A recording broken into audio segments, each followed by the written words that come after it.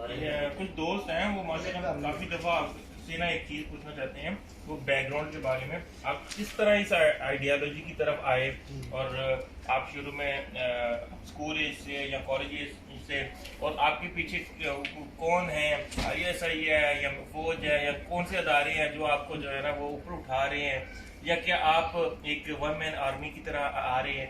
तो इसके पीछे क्या आपकी कोई असल में बैकग्राउंड थोड़ा सा बताना चाहता हूँ। मेरे वालिद साहब जब कॉलेज में थे, डिग्री कॉलेज अटक में, तो एक रेल कार यूनियन होती थी, उसके वो सदर थे। मियाँ वाली से लेके अटक तक के जितने नौजवान थे वो उनके अंडर आते थे। फिर वो आर्मी में चले गए, तो वहाँ उन्हें कमीशन मिला।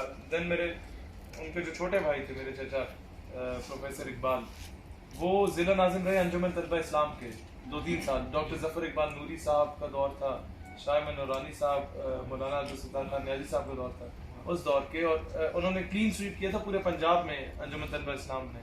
और वो सैयदी मुर्शिदी या नबी सल्लल्लाहु अलैहि वसल्लम के जो नारा है, इसको इंट्रोड्यूस ATI ने 1968 में किया था।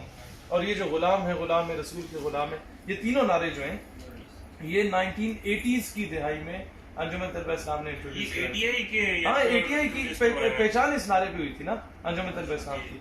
तो वो चचा मेरे रहे, उससे छोटे फिर मेरे चचा आए, एडवोकेट हैं। अब वो 8 साल से माशाल्लाह बार एसोसिएशन के सदर भी, मतलब मुख्तलिफ अदवार में मुंतखब रहे। फिर उनका पैनल जीतता रहा अपनी तहसील के। तो वो भी अंजुमन तलबा इस्लाम में रहे। वो कराची में सुबह पढ़ते थे लॉ कॉलेज में, दिन को वो बच्चों को ट्यूशन पढ़ाते थे, रात को वो जो सी पोर्ट है वहाँ पर रात से लेके सुबह तक वो करते थे। वो क्लरिकल जॉब नहीं होती, वो क्लरिकल क्या, वो सब वो हवाएं चल भी होती थी समंदर के साहिल पे, और वो लिखना होता था कि फला सामान आ गया, फला चला गया। तो वहाँ से वो जो पैसे कमाते थे वो फिर अपने लॉ कॉलेज में देते थे। तो उस तरह किया उन्होंने शुरू। फिर जो है दादा हमारे वो इलेक्शन में चेयरमैन वगैरह बन गए। उसके बाद स्टूडेंट पॉलिटिक्स की अगर देखा जाए तो वो वहाँ पर ATI के नाज़िम रहे कराची में अपने कॉलेज में।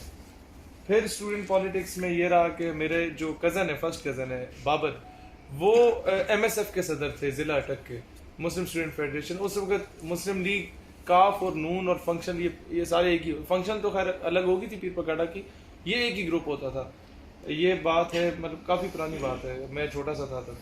फिर एक और कज़न है फैसल, वो ASF अटक स्टूडेंट फेडरेशन का सदर था, वो उसी दौर में। उसके बाद एक कज़न था शायद, वो डिग्री कॉलेज अटक का नाज़िम था, वो अंजुमन तलबा इस्लाम में था। तो सारे बांटे हुए थे तंजीमें जो थी। फिर उसके बाद मैं आया अंजुमन तलबा इस्लाम में। मैंने पिंडी कैंट से शुरू किया, इस्लामाबाद में गया, फिर मरकज़ी चेयरमैन बना कॉलेजेस काउंसिल का। ये बात थी 2010-11 की, मैं मैट्रिक में था।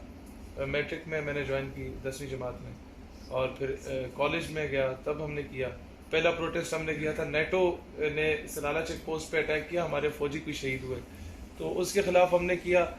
मुझे अभी भी याद है उस वक्त तिलावत, नात, तकरीर, नारे सारा मैंने खुद किया अकेले, क्योंकि पहली बार जब आप करते हैं तो सारे इंतजाम आप स्टेज, मतलब प्रेस सेक्रेटरी भी आप ही होते हैं, अखबारों को देने वाले, फाइनेंस सेक्रेटरी भी आप ही होते हैं, तो वो जनरल सेक्रेटरी भी आप ही होते हैं, सदर भी आपने सारा कुछ करना होता है।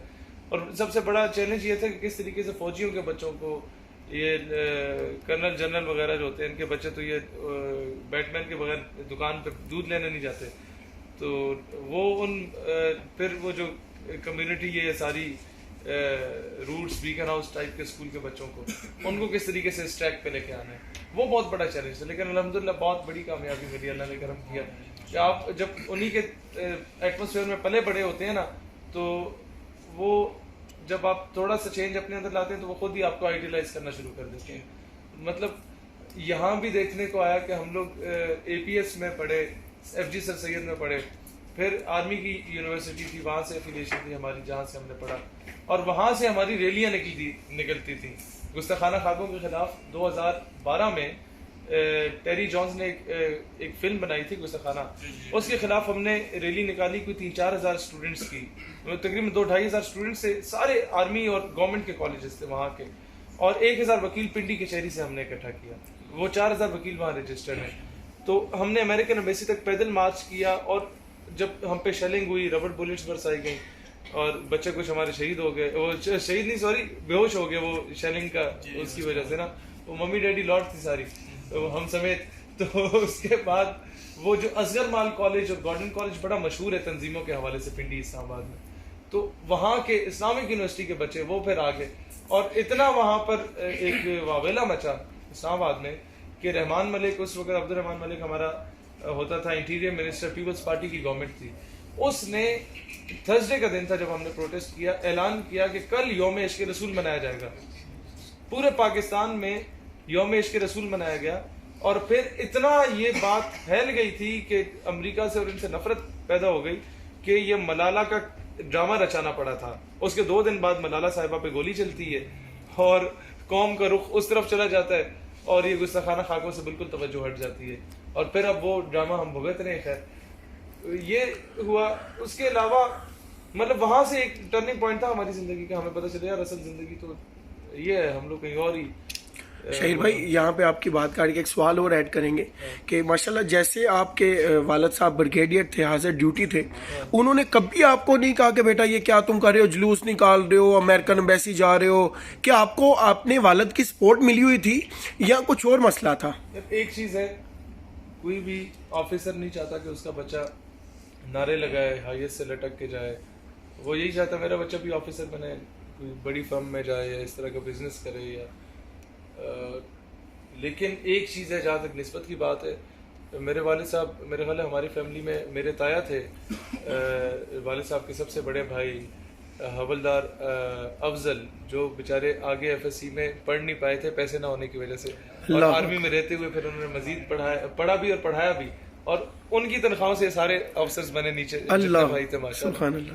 तो वो पहले मुरीद थे ख्वाजा कमरुद्दीन सियालवी रहमतुल्लाह अलैह के, देन मेरे वालिद साहब सियाल शरीफ बैत हुए, और फिर हमारी सारी फैमिली, मतलब निस्बत वाली फैमिली हमारी अल्हम्दुलिल्लाह रही माशाअल्लाह। तो ये तो घुट्टी में सारा मिलता है आपको।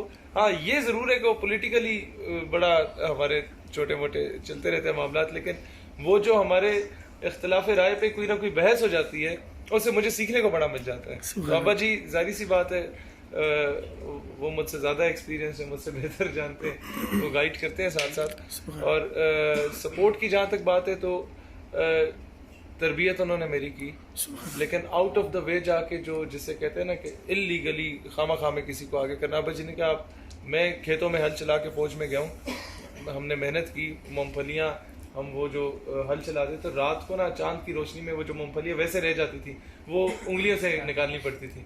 कहते उससे हम लोग बेच के किताबें खरीदा करते थे। और हम लोग जब ईद पे जाते थे ना अपने गांव में, तो गांव के साथ एक ढोक आती है हमारी 2-3 किलोमीटर के फासले पे, वहाँ मिट्टी का कमरा, बाकी तो रेनोवेट हो गया, वो मिट्टी का कमरा अभी तक चेंज नहीं कराया, जहाँ ये सारे भाई बैठ के पढ़ा करते थे। अल्लाह अकबर। ईद पे हमें लेके जाते थे यार ये हमारी असल है, ये औकात है, कभी ये भूल नहीं। तो वहाँ से मतलब तरबियत में वालिदैन ने कभी कोई कमी नहीं छोड़ी। हाँ ये है कि हमें ये नहीं कहा कि किसी कंधे पे रख के बंदूक चलाओ, उन्होंने कहा यार सेल्फ मेड आदमी बनो, जिस तरह हम लोग बने, जिस फील्ड में भी गए अपना करो। तो वो अल्हम्दुलिल्लाह उनकी उस वक्त सख्ती थी जो हमें शायद अच्छी नहीं लगती थी, यार हमें सपोर्ट नहीं कर रहे, आपके कोर्समेट्स कितने हाई पोस्ट पे हैं, सारा कुछ है, आप हमें कुछ कर लें, कोई पुशअप कर दें, कोई आगे भेज दें पॉलिटिकली या इस तरह। लेकिन आज अगर वो उस वक्त वो सपोर्ट कर भी लेते इस तरह, तो शायद आज हम इस काबिल ना होते कि किसी भी जगह पे बैठ के कोई भी बात कर लें। सुभान अल्लाह। हम हमेशा होते कि यार बस बना बनाया हमें सब कुछ मिल जाए, वो कब तक मिलेगा वो एक गवर्नमेंट में मिलेगा, दूसरी में मिलेगा। तो ये सीख लिया हमने फिर अल्हम्दुलिल्लाह।